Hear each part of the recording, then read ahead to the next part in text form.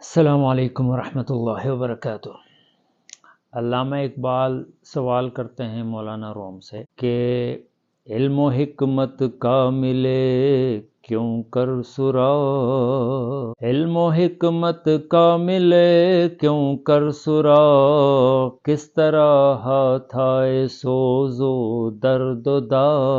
مولانا روم جواب دیتے ہیں، کیا ہی شاندار جواب ہے۔ علم و حکمت زائد از نان حلال، عشق و رقت آید از نان حلال، کہ علم اور پھر اس علم کے نتیجے میں اگر حکمت پیدا ہو جائے تو سونے پر سہاگا ہو جاتا ہے اور مقصود حاصل ہو جاتا ہے۔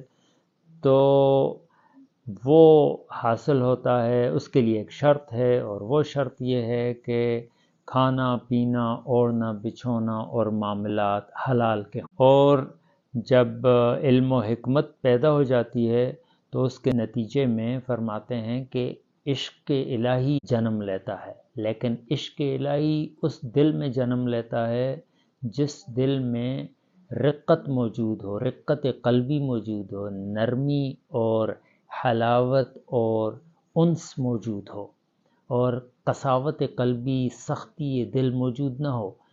تو پھر لیکن اس کے لیے بھی شرط یہی ہے کہ اس کے معاملات اور کھانا پینا اوڑھنا بچھونا حلال کا ہو۔ اب اس شعر کو جب سنیں گے تو زیادہ لطف آئے گا۔ مولانا روم فرماتے ہیں، علم و حکمت زائد از نان حلال، عشق و رقت آید از نان حلال۔ السلام علیکم ورحمۃ اللہ وبرکاتہ۔